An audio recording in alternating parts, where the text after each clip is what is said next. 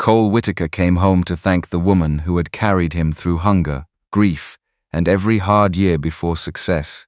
He expected to find his mother in the yellow house he had paid to repair. Instead, he found her behind a farmer's market in St.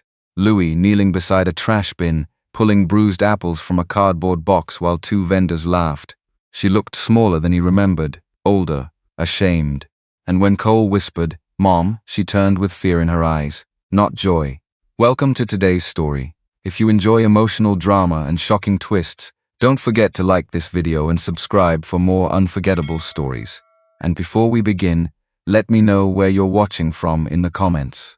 To understand why a billionaire son found his mother digging through market trash, the story had to go back to the day Cole came home. Cole Whitaker had not returned to St. Louis in years. Not properly. They had quick visits once, long ago.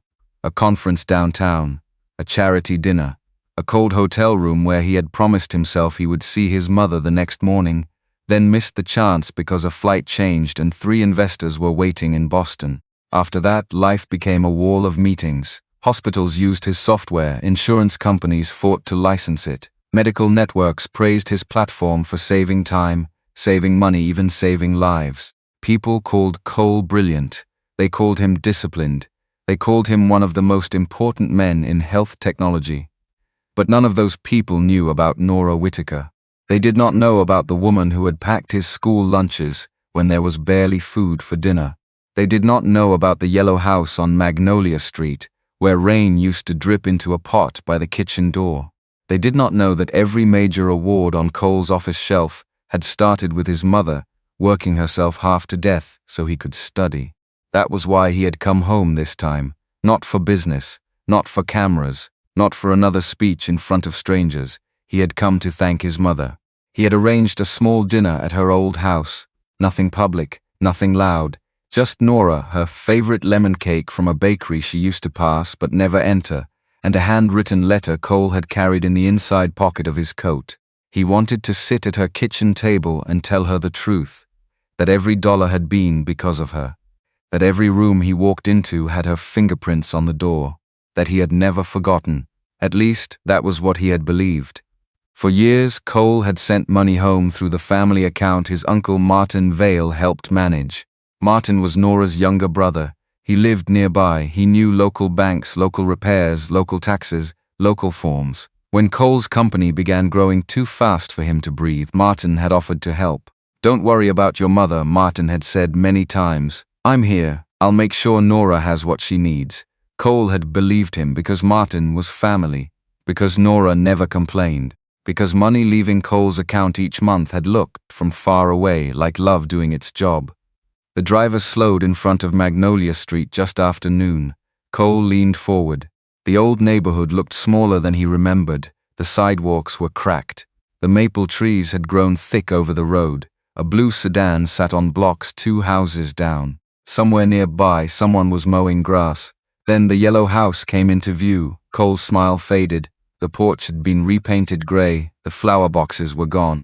The curtains in the front window were bright red, something his mother would never have chosen. A wind chime he did not recognize hung beside the door. He stepped out slowly. Maybe Martin had arranged renovations.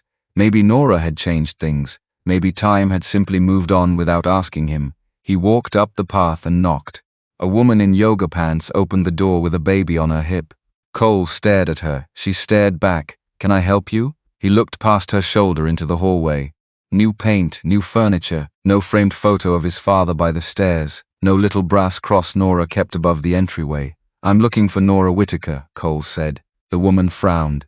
"I'm sorry, we bought this place almost 2 years ago." The words did not land at first. Cole heard them, but his mind refused them. "Bought it?" "Yes." She shifted the baby higher on her hip. "From some family company, I think. We never met the previous owner." Cole stepped back, his chest tightened. "My mother lived here." The woman's expression softened in that uncomfortable way. People looked at pain when it arrived at their doorstep without warning. "I'm sorry," she said. "I don't know anything about that." Cole returned to the sidewalk with his phone already in his hand. He called Martin, no answer. He called again, straight to voicemail. That was when the house next door opened. An old man came out slowly, holding a rake. Mr. Alvarez. Cole recognized him after a few seconds. He had lived there since Cole was a child.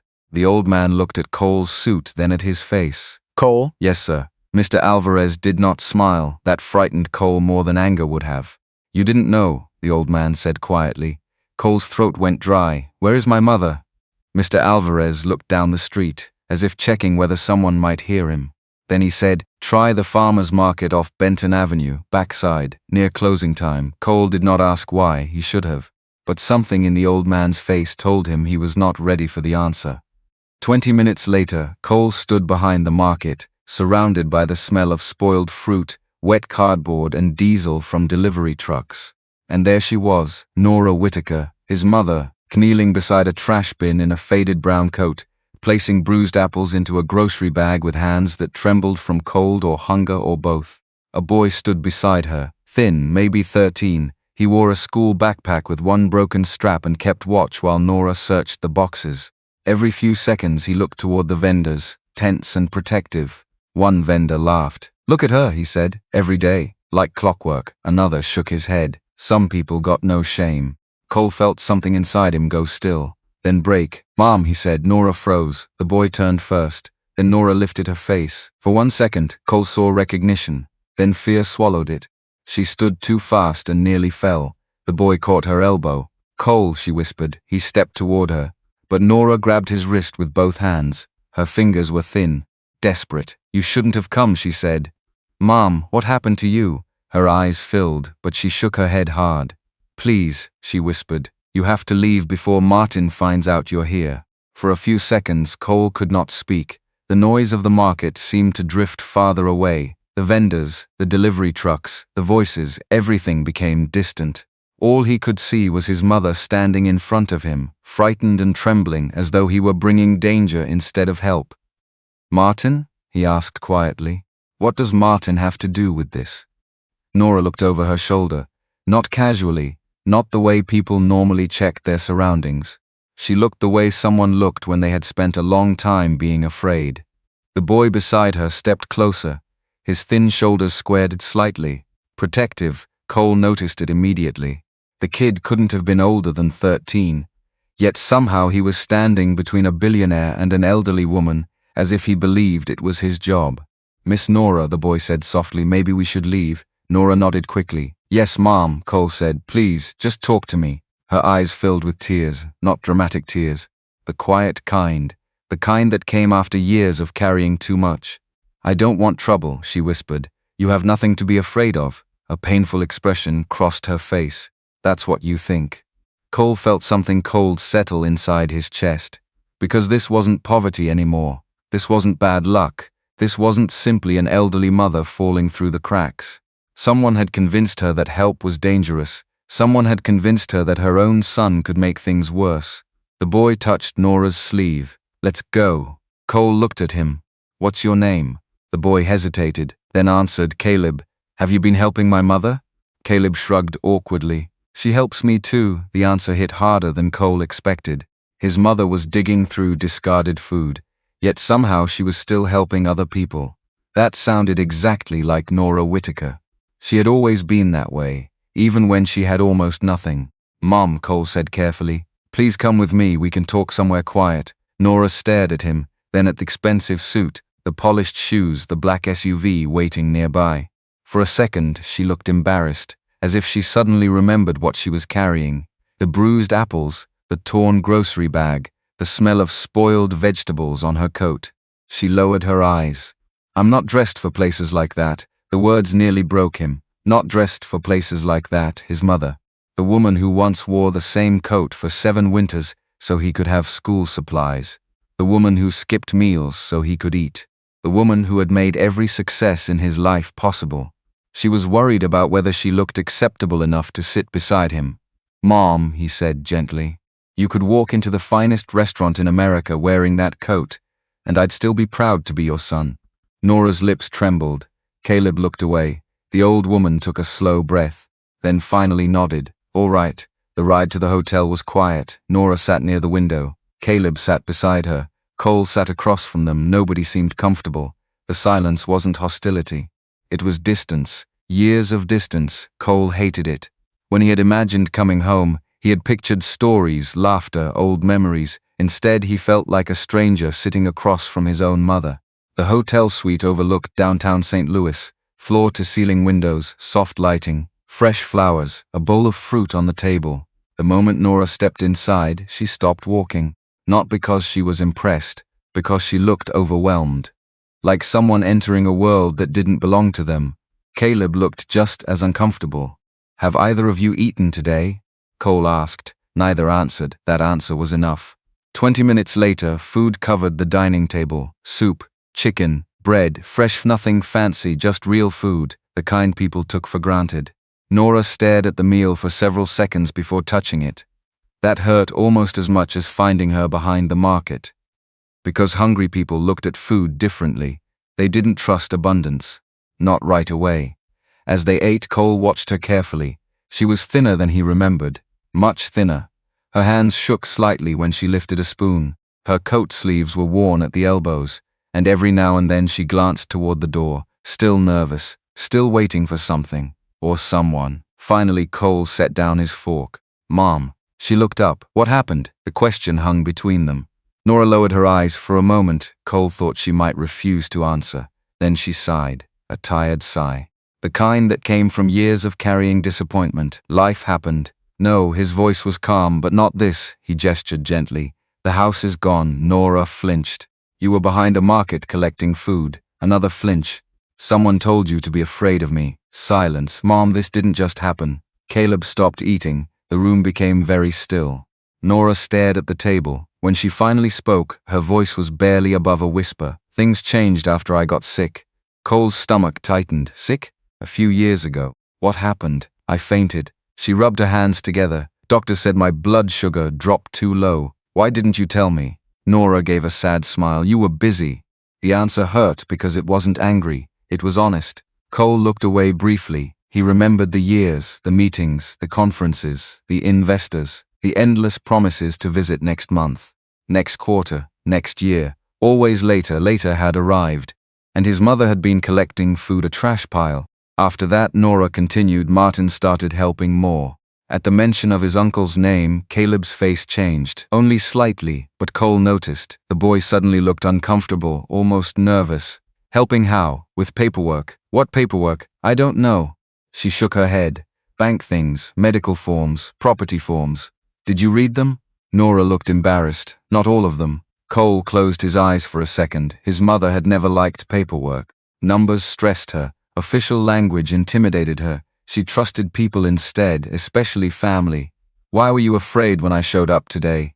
Nora didn't answer immediately. Instead, she glanced toward Caleb. The boy stared at the floor. Then Nora whispered something that made the room feel colder. "Because Martin said if you came back asking questions, everything could get worse." Cole felt his pulse quicken. "What does that mean?" "He said people might decide I can't take care of myself anymore." The words landed heavily. "He said what?" "He said judges, doctors, people with authority." She swallowed. "He said they could decide where I live." Cole stared at her. This was no longer a story about money. This was control. Someone had spent years teaching Nora to stay quiet, to stay afraid, to stay dependent, and somehow Martin was at the center of it. Across the table, Caleb finally spoke. His voice was small, but that's not even the worst thing. Every head turned toward him. The boy immediately looked like he regretted speaking. Cole leaned forward. "What do you mean?" Caleb hesitated, then looked at Nora. Nora's face drained of color. "Caleb," she said softly, but the boy had already said too much. "The house," he whispered. "What about the house?" Cole asked. Caleb looked down, then back up, and the fear in his eyes told Cole whatever came next was going to change everything. Mr. Martin said it wasn't hers anymore. The room fell silent. Cole stared at Caleb, then at his mother. Nora's eyes were fixed on the table, her fingers twisted together in her lap. The answer was written all over her face before she said a single word. It was true. The house was gone. "Mom," Cole said quietly, "tell me exactly what happened." For several seconds she didn't respond. She looked exhausted, not physically, emotionally, like someone who had explained the same painful thing to herself so many times that the words no longer wanted to come out. Finally, she took a slow breath. "A few years after you left, Martin started helping more." Cole leaned back in his chair. He listened. I didn't ask him to, Nora continued. At first he was just checking on me. Bringing groceries sometimes. Helping with repairs. That sounded like Martin. The Martin Cole remembered. Reliable, practical. The uncle who showed up when a water heater broke. The uncle who helped move furniture. The uncle who stood beside Nora at family funerals. The uncle Cole trusted. Then I got sick. Nora rubbed her hands together. I passed out at church one Sunday. Cole felt his stomach tighten. You never told me. I didn't want to worry you. The answer hurt because it sounded exactly like his mother. She had hidden problems her entire life. Not because she was proud. Because she always believed other people mattered more. The hospital said it was low blood sugar, Nora continued. Nothing permanent. But Martin became very concerned afterward. What did he do? He started talking about paperwork. Cole's eyes narrowed. What paperwork? Medical paperwork, financial paperwork, emergency paperwork. Nora looked embarrassed. He said it would make things easier. Easier for who? She didn't answer. And that answer was answer enough. Nora had never liked forms, never liked contracts. She trusted people, especially family. He told me if something happened again, somebody would need authority to help. Cole remained silent. His mother wasn't describing anything unusual. Medical powers of attorney existed for a reason. Financial powers of attorney existed for a reason. Millions of families used them. The problem wasn't the documents. The problem was Martin. What did you sign? I don't remember everything. Did you read it? Some. Not all? Nora shook her head. No. Cole closed his eyes. Across the table, Caleb looked uncomfortable, like he had heard pieces of this story before. But not all of it. Mom, Cole said carefully. Did anyone explain those papers to you? Martin explained them. That isn't what I asked. The old woman looked away. No. Cole exhaled slowly. The silence stretched. Outside the hotel window, traffic moved through downtown St. Louis. People went to work. People went home. Normal lives continued. Meanwhile, his mother sat in front of him describing decisions that had quietly changed everything. What happened after you signed? At first, she shrugged weakly. Nothing. That answer somehow felt worse, because real fraud rarely happened all at once. It happened slowly, one small compromise, then another, until the victim couldn't see where the road had changed direction. Martin started handling bank things. What bank things? He said he was helping organize the money you sent. Cole froze. What do you mean? He said it was safer. The room suddenly felt smaller. For years, Cole had transferred money every month, sometimes several $1,000s, sometimes much more. He never missed a payment. Not once. He remembered every transfer, birthdays, Christmases, bonuses, special gifts, home repairs, medical expenses, all of it. Did you receive it? He asked quietly. Nora hesitated, then gave a small nod. Yes. Relief flashed through him, briefly. Then she continued. Sometimes, the relief vanished. I don't know. Mom, she looked ashamed. A few $100s usually. Cole stared at her. A few hundred. That wasn't possible. Not even close. His pulse quickened. He remembered wiring $20,000 after one especially successful year. He remembered sending $15,000 for roof repairs, $10,000 for emergencies, thousands more for countless other reasons. Where had it gone? Did you ever ask Martin about it all the time? What did he say? Nora's voice grew smaller. He said most of it was being managed for me. Managed? He said it was being protected. The anger rising inside Cole wasn't loud. It was worse than loud. It was cold. Because this wasn't confusion anymore. This wasn't poor communication. This sounded deliberate. Caleb suddenly spoke. He always talked to her like she was a kid. Nora glanced toward him. Caleb, no. The boy looked unusually serious. He did. Cole listened carefully. Whenever she asked questions, he'd act annoyed. The teenager shifted in his chair, like she was bothering him. Nora looked embarrassed again. But she didn't deny it. That told Cole everything. People often imagined abuse as shouting, threats, violence, but sometimes it looked like something quieter, someone constantly reminding you that you didn't understand, someone making you doubt your own judgment, someone making you feel dependent. How did you lose the house? Cole asked. The question landed heavily. Nora's eyes filled immediately. For a moment, Cole regretted asking. Then she answered. I thought I was signing maintenance paperwork. His chest tightened. What? Martin said there were tax issues. The old woman wiped her eyes. He said the city needed updated records. Cole felt sick. And I signed. Then what happened?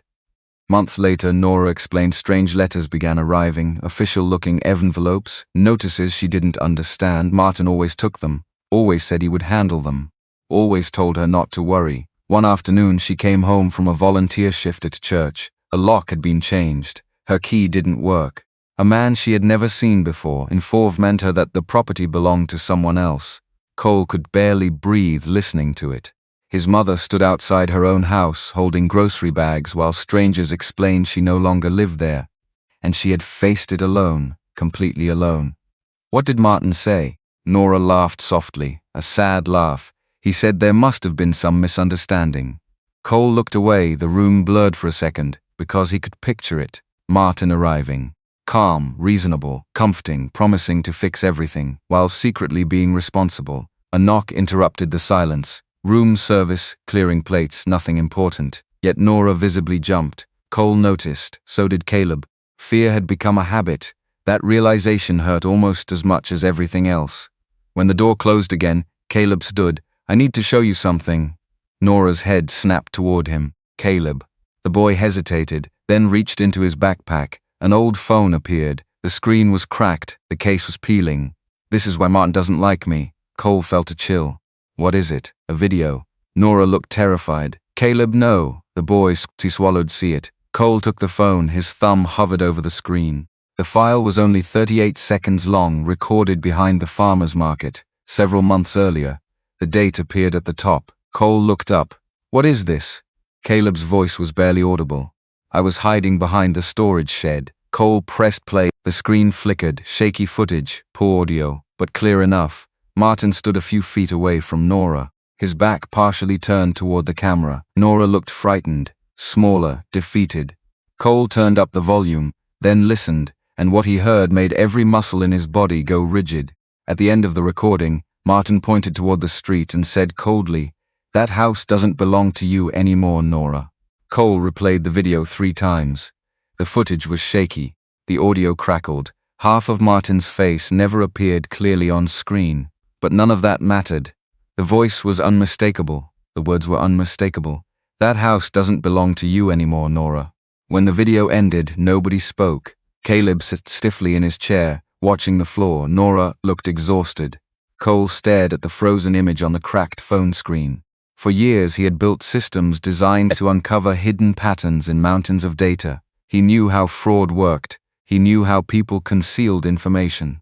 He knew that the most important clue was rarely the loudest one, and right now one fact kept repeating itself in his mind. Martin had never once told him the house was gone.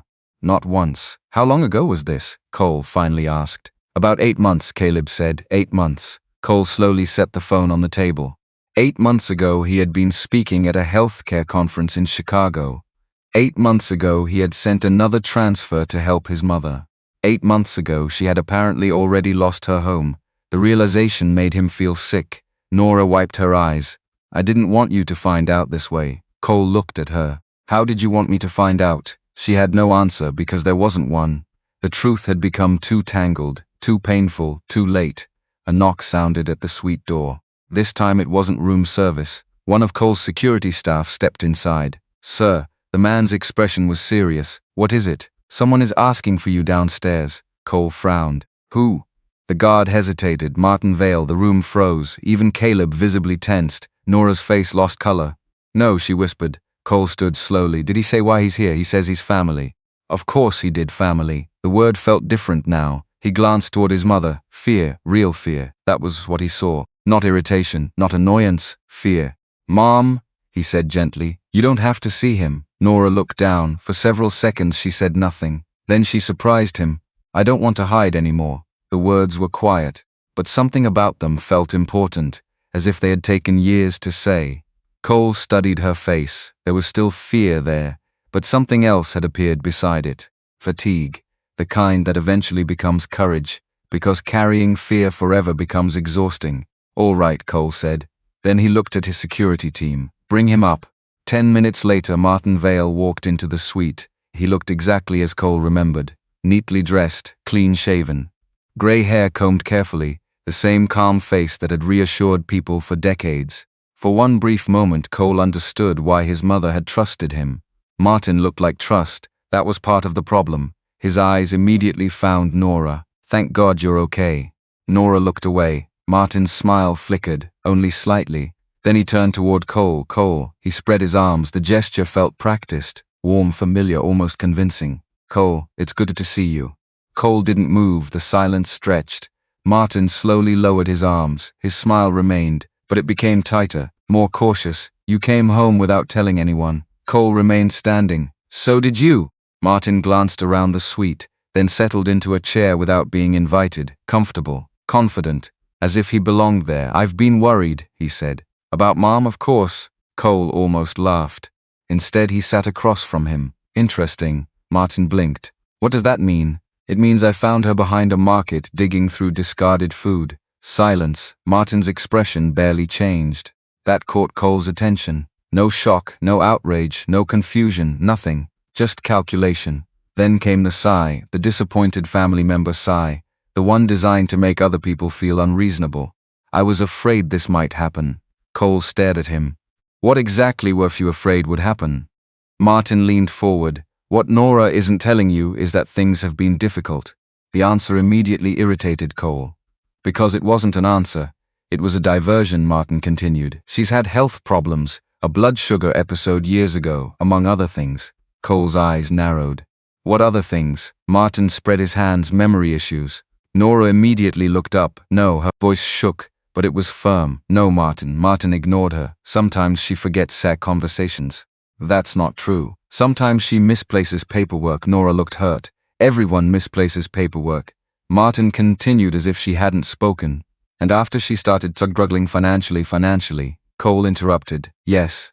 Martin looked directly at him. "Do you know how expensive life has become for elderly people living alone?" Cole stared. "Explain something to me." Martin nodded. "Of course. I sent money." "I know. A lot of money." Martin paused, very briefly, then nodded again. "Yes. Where did it go?" The room became completely silent. Martin's answer came carefully, too carefully. Most of it was managed through accounts established for Nora's benefit. Cole felt every alarm bell in his head go off. Not because of what Martin said, because of how he said it. Lawyer language. Not family language, prepared language. Martin wasn't talking like an uncle. He was talking like someone protecting himself. Cole noticed Nora shrinking into her chair, the old fear returning, the old habit, the old power dynamic.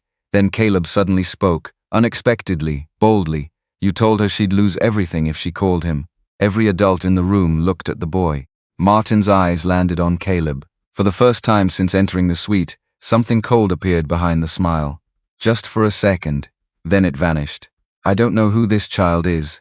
"You know exactly who I am." Martin didn't respond, but Cole saw it. Recognition, immediate recognition. Interesting, very interesting. The old man and the boy knew each other. Far better than Martin wanted to admit. Cole filed that away. Another piece of the puzzle, another thread. The meeting lasted less than 20 minutes after that. Martin kept talking, explaining, deflecting, reframing. Nothing concrete, nothing specific. When he finally stood to leave, he paused beside Nora. His voice softened. "Think carefully before you let people fill your head with ideas." Cole saw Nora flinch, tiny, almost invisible, but she flinched and Martin saw it too, because that was exactly what he had expected. Fear, obedience, habit, years of it. Then he left. The suite door closed behind him. Nobody spoke for several moments. Finally, Caleb whispered something. He's scared. Cole looked at him. "What makes you think that?" The boy shrugged. "Because that's how he looks when things stop going his way." Cole glanced toward the door. Maybe, or maybe Martin still believed he was in control. Either way, Cole was done guessing. That evening he made the first call. Not to police, not yet, not enough evidence, not enough clarity. Instead, he called one of the best elder exploitation attorneys in Missouri, a woman named Diane Mercer. He explained everything, the transfers, the house, the paperwork, the video, the fear. When he finished, Diane was quiet for several seconds. Then she asked a question that made the entire situation feel far more serious. "Mr. Whitaker," she said, "has anyone actually verified who owns your mother's house right now?" Cole froze. "No. Then that's where we start." The next morning, Diane arrived carrying a laptop, a legal pad, and a stack of public records requests. And less than 2 hours after she began searching property records, she looked up from her screen. Her expression had changed. Damn, Cole's stomach dropped. What? Diane slowly turned the laptop toward him. I think your mother's house was sold. And the buyer's name made the room go completely silent. The buyer's name was not Martin Vale. That would have been too obvious. Instead, the property records listed a company called Riverstone Residential Holdings, LLC. Diane clicked through several public filings. The company had been created less than 3 years earlier. Its registered address was a small office building on the outskirts of St. Louis. The listed manager was a man named Ethan Vale, Martin's son. The room went quiet. Nora stared at the screen without fully understanding what she was looking at. Cole understood enough, not all of it, but enough. If Ethan owned the company, then Martin could distance himself from the sale, Diane said. She leaned back in her chair. It's a common setup, doesn't prove fraud by itself. But it raises questions. How much was the house sold for? Cole asked. Diane clicked another document, then frowned. $68,000. Cole almost laughed, not because it was funny, because it was absurd. The house alone should have sold for significantly more. Even in poor condition, even years ago. Nora looked confused. I never got any money. Diane turned toward her. Did anyone ever give you a check, ask you to sign a closing document, take you to a title company? Nora shook her head. No. Did anyone explain the sale? No. The attorney wrote something down. The sound of her pen scratching across paper filled the room. Then she looked at Cole. We need every document connected to this transfer. Can we get them? Eventually, the answer wasn't comforting. Cole wanted certainty, immediate answers. Instead, he was getting reality. Requests, waiting periods, paper trails, the slow machinery of the law. And somehow that made him even angrier. Because while lawyers requested documents and agencies processed forms, his mother had spent 3 years trying to find food. Diane continued digging through public records. The deeper she went, the more uncomfortable her expression became. There was a power of attorney. Cole looked up. What kind? Financial. The word hit Nora immediately. Her face changed. A memory, a bad one, I remember that. Both Cole and Diane turned toward her. Nora rubbed her hands together. It was after I fainted. The room became still. For the first time, the vague story of paperwork was becoming something concrete. Martin had driven her to appointments. He had picked up prescriptions. He had spoken with insurance representatives. He had acted like a concerned brother. He said somebody needed authority if I got sick again. Diane nodded slowly. That's a real thing. Plenty of families use powers of attorney. Nora looked relieved. For a second. Then Diane continued. The problem is what happens after they're signed. The relief vanished. Cole could almost see the realization settling over his mother's face. Trust had been weaponized, not by a stranger, by family. Diane opened another document. The power of attorney had been filed several years earlier. The timing matched almost perfectly with the medical episode Nora described. Everything suddenly felt connected. The illness, the paperwork, the bank transfers, the sale. One thread running through all of it. Martin, can we challenge it? Cole asked. Maybe. Another frustrating answer. But first we need facts. Diane pointed at the screen. The sale happened through authority granted under this document. If the power of attorney was legitimate, things become complicated. And if it wasn't, then we have a very different conversation. The rough afternoon disappeared into paperwork, requests, phone calls, authorizations, searches. Cole signed forms, Nora signed forms. Diane contacted title offices and county record departments. Reality was proving less dramatic than movies, and somehow more frightening. Because fraud in real life didn't wear a mask. It hid inside filing cabinets. It sat quietly in databases. It survived because most victims never knew where to look. Late that afternoon, Diane received a call. She stepped into the hallway. When she returned, her expression was grim. What now? Cole asked, a local notary. Cole sat forward. What about them? The signature on the property transfer was notarized. That sounded normal, until Diane continued. The notary claims Nora signed everything willingly. Nora looked stunned. No. You never signed property sale paperwork? No. You never agreed to sell your home? No. Her answer came instantly, without hesitation, without uncertainty. Diane nodded. I believe you. Then she opened another document. The signature appeared on screen. Cole stared at it. He wasn't a handwriting expert, but even he noticed something small, something wrong. The signature looked shaky, uneven, almost forced. Nora leaned closer. then slowly shook her head. That's not how I sign my name. Cole looked at Diane. She was already thinking the same thing. Maybe it was forgery, maybe it wasn't. Either way, they needed proof. The next morning they visited the church where Nora had volunteered before losing her home. The building sat on a quiet corner several miles from downtown. Simple, modest, familiar. The kind of place where people knew each other. The pastor remembered Nora immediately. His expression darkened when he learned why they were there. She helped everybody, he said. Even when she was struggling herself, that sounded like Nora. The pastor led them into a small office. Over coffee and old records, pieces of the story began emerging. Not enough, but some. Nora had continued volunteering long after losing the house, long after her life had fallen apart. She organized food drives, sorted donated clothing, helped elderly members fill out forms they didn't understand. The irony nearly broke Cole. His mother had spent years helping vulnerable people navigate paperwork, while someone else quietly used paperwork against her. As they prepared to leave, Nora hesitated, then looked toward the pastor. Do you still have it? The older man blinked. Have what? The notebook. His face changed. Recognition, memory, then he nodded.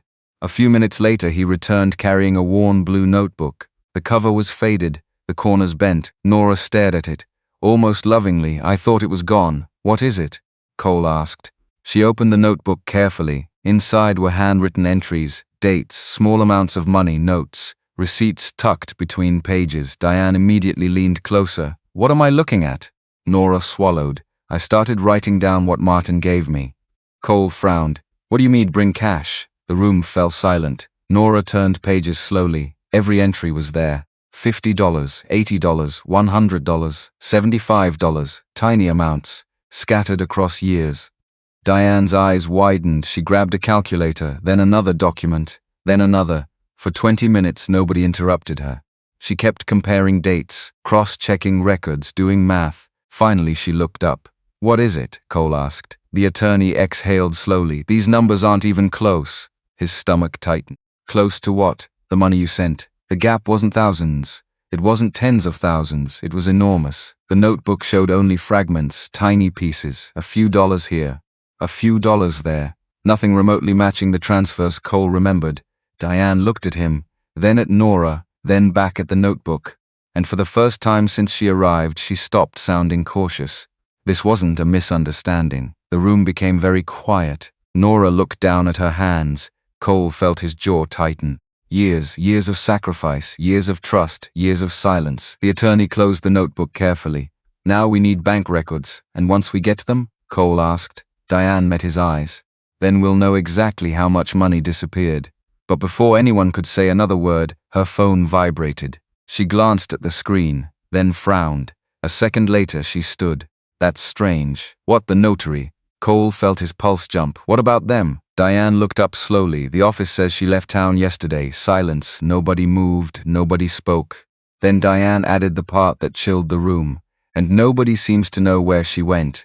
The news about the missing notary spread through Diane's team faster than anyone expected. Not publicly. Not through newspapers. Just through phone calls, emails, and quiet conversations between people who worked cases like this every day. By sunset, Diane had confirmed one thing. The woman had not vanished. She had simply left, no forwarding address, no response to calls, no explanation, just gone. Cole sat in the hotel conference room staring out the window. The city lights were beginning to appear across St. Louis. A few days earlier, he had been negotiating a software acquisition worth millions. Now he was trying to find a notary who had disappeared after certifying the sale of his mother's home. Life had narrowed into something much smaller and much more important. Across the room, Nora sat quietly knitting, not because she needed to, because it calmed her. Cole watched her hands moving slowly, steady, patient. The same hands that had packed his school lunches, the same hands that had worked double shifts at the hospital, the same hands that now looked older than they should. He hated that. He hated how much of her suffering had happened while he was convincing himself everything was fine. A knock interrupted the silence. Diane entered carrying a folder. She looked tired, but determined. We need to prepare for pushback. Cole looked up. What kind of pushback? The kind people use when they realize they're cornered. She sat down. Martin isn't stupid. That much was obvious. Everything they had uncovered pointed to planning, not impulse, not desperation. Planning. Diane opened the folder. Inside were copies of court filings, financial disclosures, medical records, notes. If this goes where I think it's going, Martin will try to control the narrative. Nora frowned. What does that mean? It means he'll try to convince people that he was helping you. The words landed heavily, because they weren't entirely false. Martin had driven Nora to appointments. He had picked up prescriptions. He had checked on her, at least sometimes. That was what made everything so complicated. Real exploitation rarely came from strangers.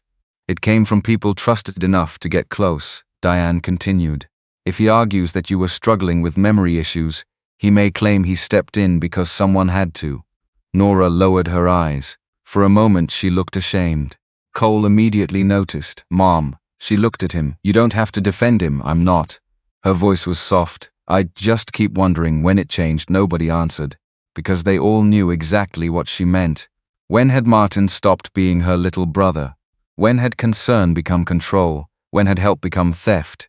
The next morning, Martin answered those questions himself. At least partially. He arrived at the hotel shortly after 10. The front desk called first. Cole almost refused to see him. Almost. But Diane advised otherwise. Listen before you fight. So Cole agreed. Martin entered the private meeting room dressed carefully. Pressed shirt, clean jacket, fresh haircut, a man making an effort to appear respectable. His eyes found Nora first. For a second, something real flashed across his face. Guilt or sadness. Cole couldn't tell. Then it disappeared. Nora, his sister, looked away. Martin swallowed, then turned toward Cole. You've been busy. Cole didn't answer. The silence forced Martin to continue. I know what you're hearing. Still silence. Martin sighed. I know how it looks, Cole finally said. Martin rubbed his forehead. You think I woke up one day and decided to ruin her life? No, Cole said. I think you did it gradually. The words hit harder than shouting. Martin flinched. For several seconds nobody spoke. Then Martin sat down. When he finally talked, his voice sounded older, less polished, less prepared. You left. Cole's jaw tightened. There it is. You did. Martin looked directly at him. You left. The room grew quiet. Martin continued. Your mother wasn't the only one struggling after your father died. Cole stared at him. I know that. No, you don't. Years of resentment suddenly surfaced. Not loud, not dramatic, just tired, heavy, the kind that had been carried too long. Martin leaned back. You were the smart one. The gifted one. Everybody talked about Cole. Nora looked uncomfortable. Martin, no. His voice cracked for the first time. No, let me finish. He looked at his sister, then at Cole.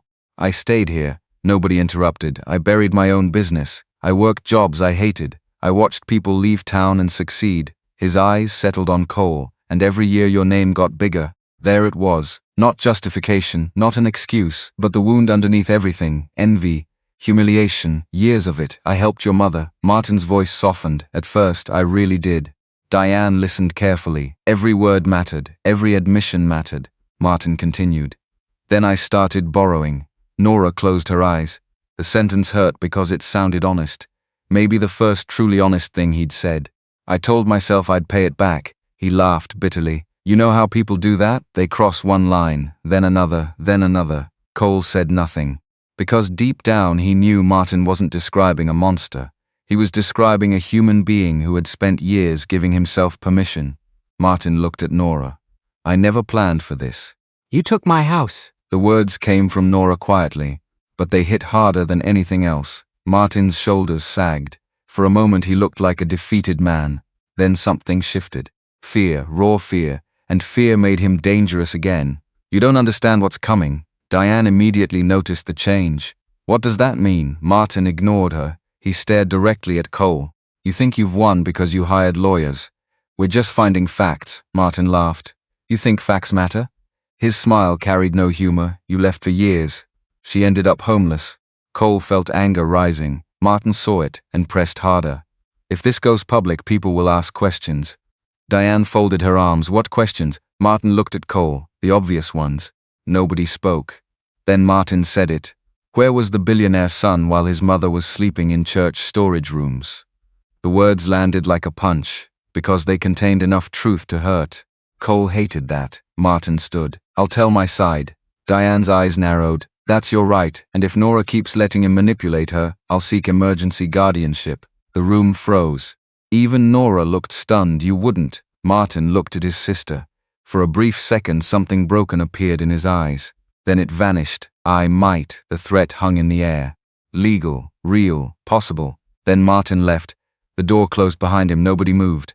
Finally, Nora whispered something so quietly they almost missed it. He used to bring me soup when I was sick. The room went silent, because that was the tragedy. Not that Martin had always been cruel, but that once upon a time he hadn't been. That evening, another problem emerged. Caleb never came home from school. His aunt called first, then called again. By nightfall, she was crying. Nobody had seen him. His backpack was missing. His phone went straight to voicemail. Cole immediately drove to the market, the church, the basketball court where Caleb sometimes played. Nothing.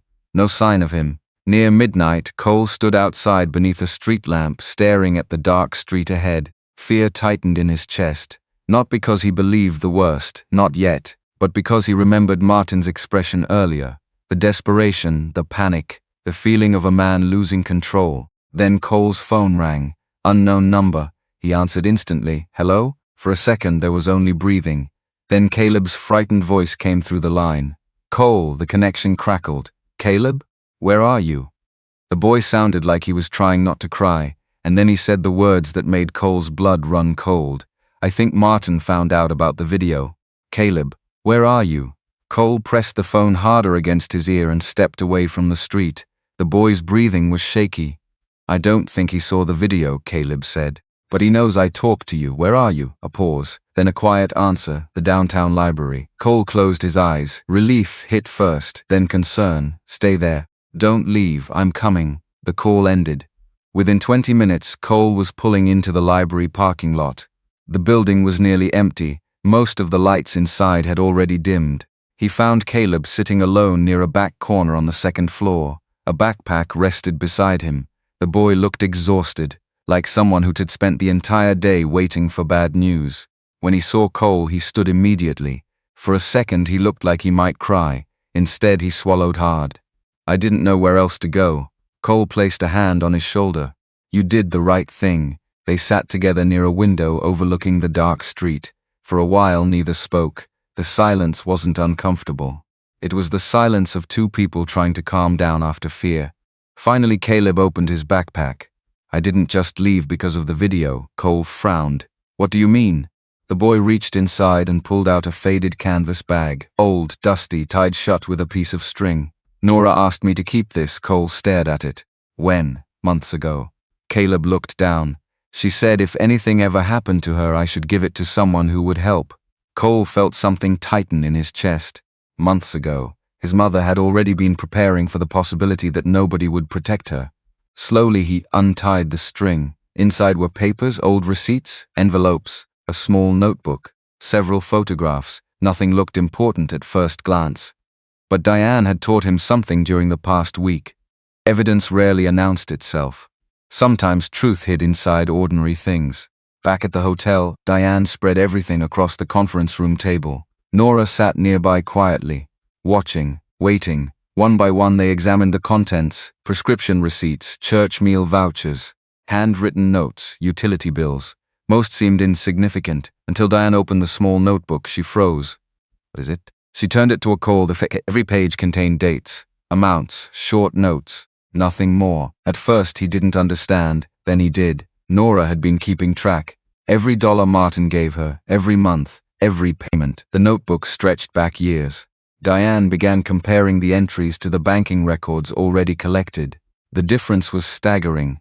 While hundreds of thousands of dollars flowed through Vale Family Care, Nora received tiny amounts. $40, $70, sometimes nothing at all. Just enough to survive, not enough to live. Nora looked embarrassed. I didn't think it mattered. It matters, Diane said softly. It matters a lot.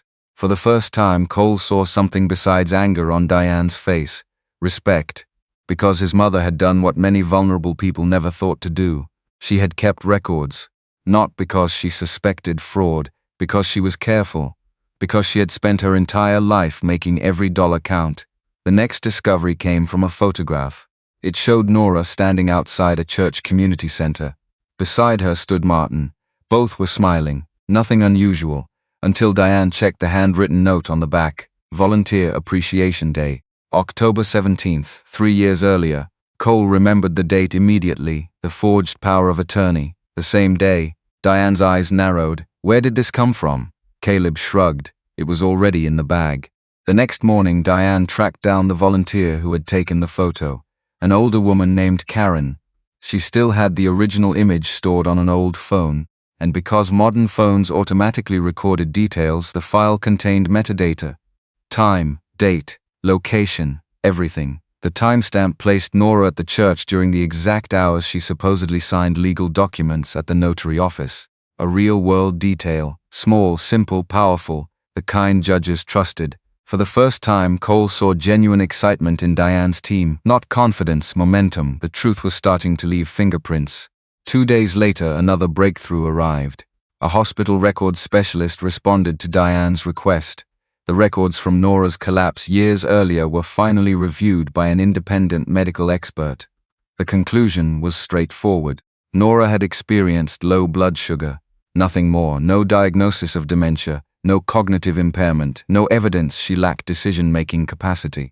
The very medical incident Martin had used to justify taking control now worked against him. Piece by piece, his story was breaking apart, but Martin wasn't standing still.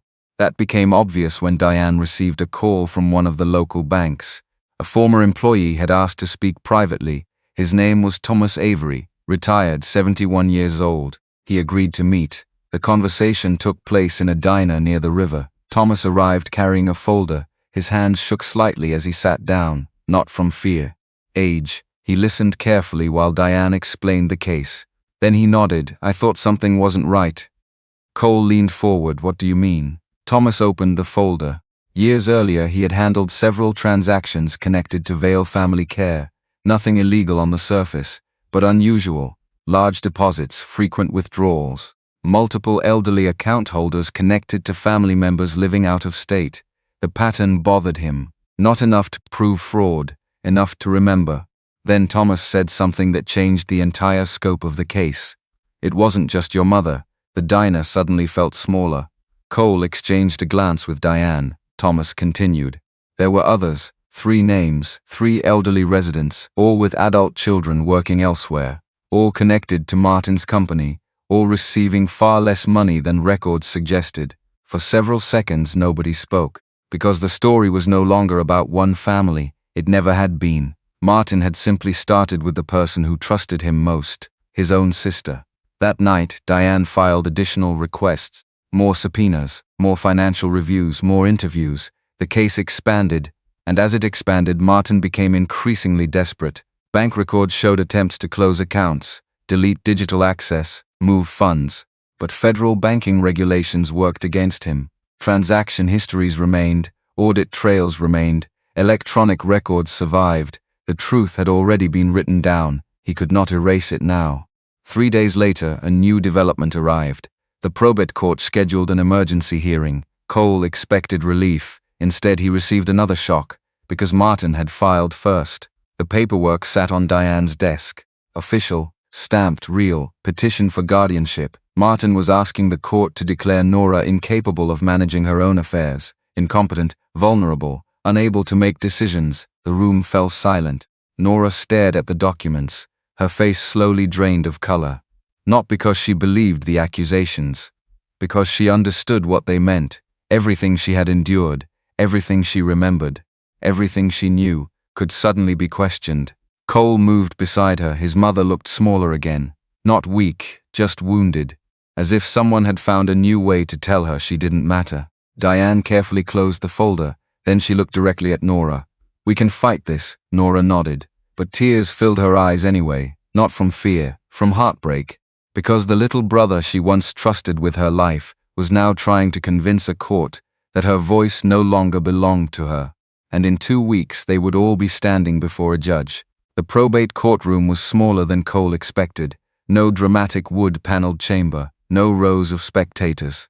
Just a modest room inside a county courthouse in St. Louis. A judge, a court reporter, a few attorneys, several folding chairs. and one family that had spent years moving toward this moment without realizing it. Nora sat beside Diane near the front. She wore a simple blue blouse Caleb's aunt had helped her pick out. Nothing expensive, nothing designed to impress. She looked nervous, but not fragile. Cole noticed that difference. Weeks earlier she had spoken as someone afraid of being heard. Now she sat upright.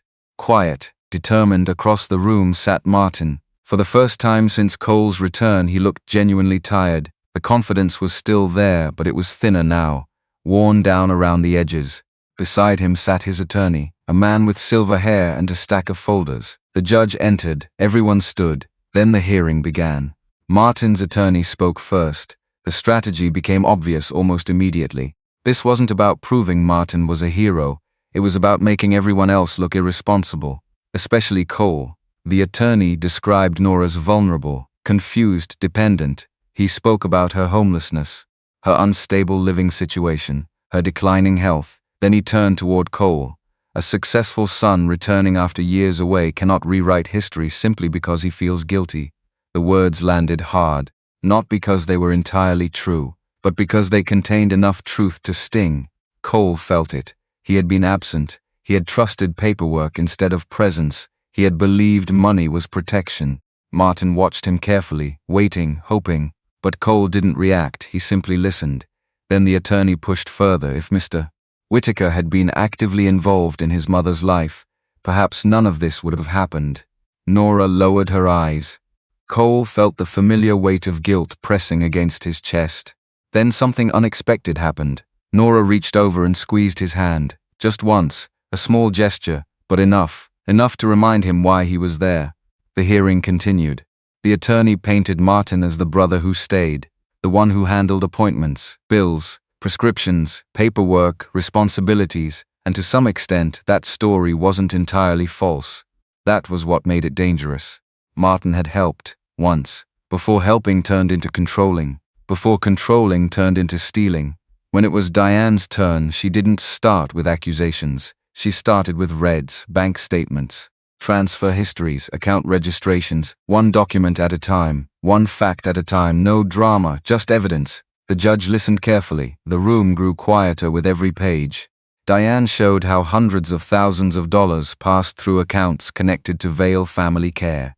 She showed how little of that money ever reached Nora. She presented the notebook, the receipts, the documented cash payments, the enormous gap between what was sent and what was received.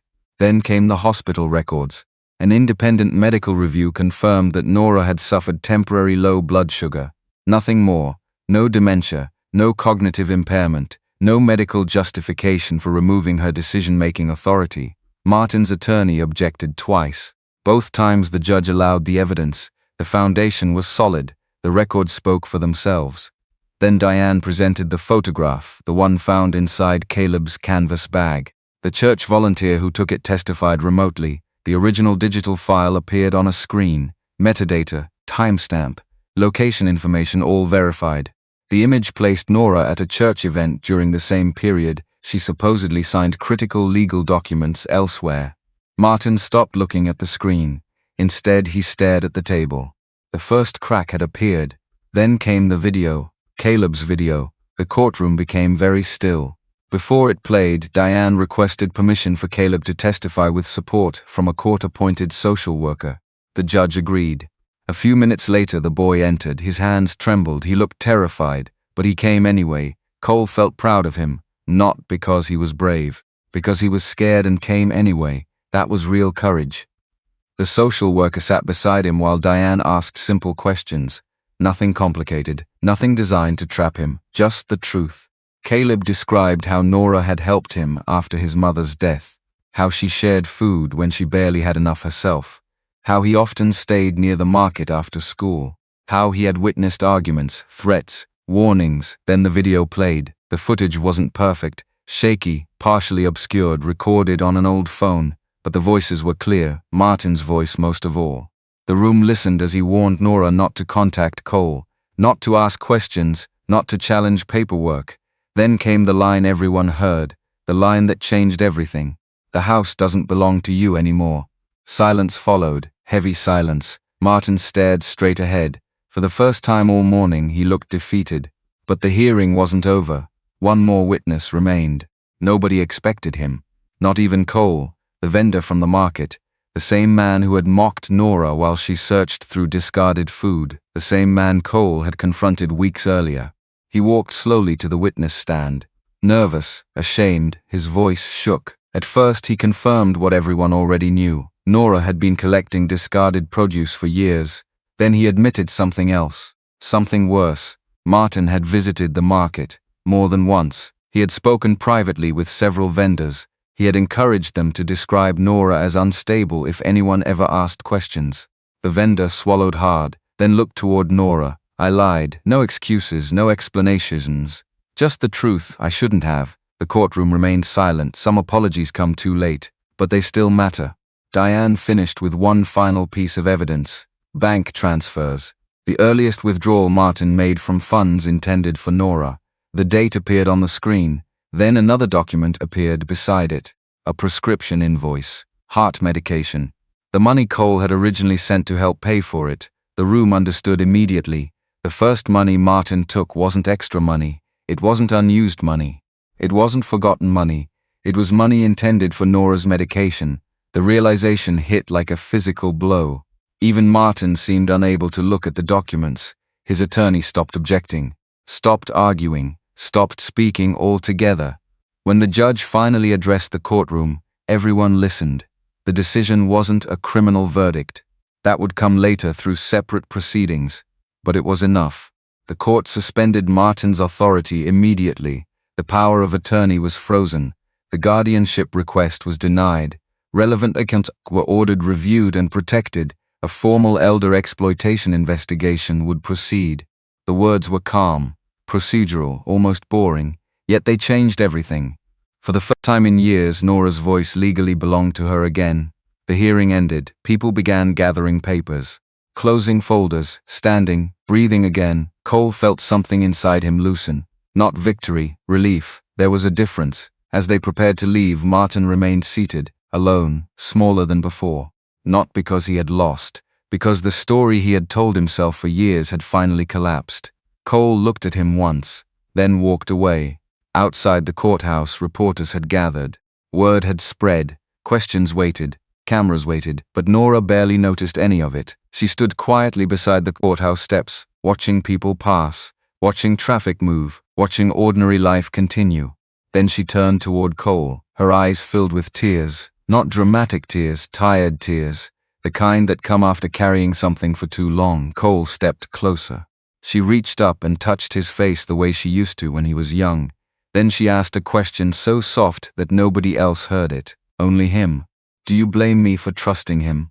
The noise of the city seemed to disappear. The reporters, the cameras, the courthouse, everything. For a moment there was only a mother waiting for an answer, and a son whose heart suddenly felt heavier than it had during the entire hearing. Cole looked at his mother for a long moment outside the courthouse. The question stayed between them. Simple, painful, honest. Do you blame me for trusting him? He shook his head immediately. No. Nora searched his face as if she needed to be certain, not because she doubted him, because too many years had been spent carrying guilt that didn't belong to her. Cole took her hand. You trusted family. A tear slipped down her cheek. So did I. That was the truth neither of them could avoid. Martin's betrayal had not started with greed. It had started with trust. Trust given to the wrong person for too long. Several weeks later, the court issued a temporary order returning control of the house to Nora while the criminal investigation continued. The legal process was far from over. There would be hearings, reviews, possible charges, more paperwork. Real life rarely wrapped itself up neatly, but one thing changed. The house was hers again. When Cole drove through the old neighborhood with her for the first time, neither spoke much. The yellow paint had faded, the porch leaned slightly, the garden was overgrown, years of neglect showed everywhere. Yet the moment Nora saw it, her eyes filled. Not because it was beautiful, because it was home. Cole hired contractors immediately, not to transform it into a mansion, not to erase its history. He refused every suggestion that involved tearing it down. The house had survived too much already. Instead, he repaired what needed repairing: a stronger roof, safer wiring, new plumbing, fresh paint. The kitchen remained where it had always been, so did the narrow hallway. Most importantly, the old door frame stayed exactly where it was, the same frame where Nora had marked Cole's height every birthday while he was growing up. One afternoon, while workers finished the last details, Cole stood staring at those pencil marks. Age 7, age 10, age 13, tiny lines climbing higher every year. His mother walked beside him. For a moment they both simply looked. Years had disappeared. Success had disappeared. There was only a mother and a son standing in the place where their life began. When Nora finally moved back in, she carried only 2 boxes. That was all she owned. The sight nearly broke Cole's heart. A lifetime reduced to 2 boxes. But Nora didn't walk through the front door like someone returning in defeat. She walked in slowly, with dignity, with ownership, with relief. The first thing she did was place a framed photograph of Cole's father on the kitchen shelf. The second thing she did was open every curtain. Sunlight poured into the house. For the first time in years, she had nothing to hide. Meanwhile, Caleb's life slowly began changing too. With help from the church and a local youth support program, he received tutoring, counseling, and a stable after-school program. Nothing miraculous, nothing unrealistic. Just people paying attention. Sometimes that alone changed everything. He still visited Nora every week, usually after school, usually carrying some ridiculous story that made her laugh. Over time, the house became a place where both of them felt safe, a place where neither felt invisible anymore. Cole watched that happen quietly and learned something he had missed for years. People didn't always need rescuing. Sometimes they needed consistency. Someone who showed up again tomorrow, and the day after that, and the day after that. A few months later, Cole used part of his own money to create a small elder protection fund through the church and a local legal clinic. Nothing flashy, no giant press conference, no television cameras. The fund helped older residents review power of attorney documents, verify remittance transfers from family members working elsewhere, and check property records before signing anything important. Simple protections, the kind that could have saved Nora years earlier, the kind that might save someone else tomorrow. Then came the day that mattered most. Not a court hearing, not a legal victory. A Saturday morning at the farmer's market. The same market where Nora had once searched through discarded food behind the stalls. Word spread quickly, people gathered. Some were curious, others felt guilty, many simply wanted to see her. Cole stood near the center of the market with a small microphone in his hand. No reporters, no corporate branding, no business speech, just people. The vendors who had known Nora for years, neighbors, church members, families. Caleb stood beside her. Nora looked uncomfortable with the attention. She always had. Cole smiled softly, then he spoke. Not about money, not about court cases, not about becoming a billionaire. He thanked his mother, that was all. He thanked her for every overnight shift, every sacrifice, every meal she skipped, every fear she carried alone, every year she believed in him before the world ever did.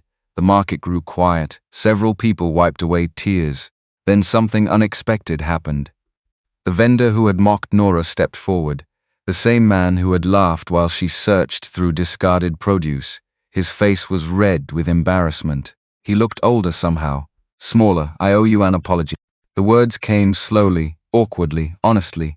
Nora looked at him for a long moment. She remembered every insult, every humiliation, every evening behind the market. Forgiveness wasn't immediate. Pain didn't vanish because someone said sorry, but bitterness had already taken enough from her.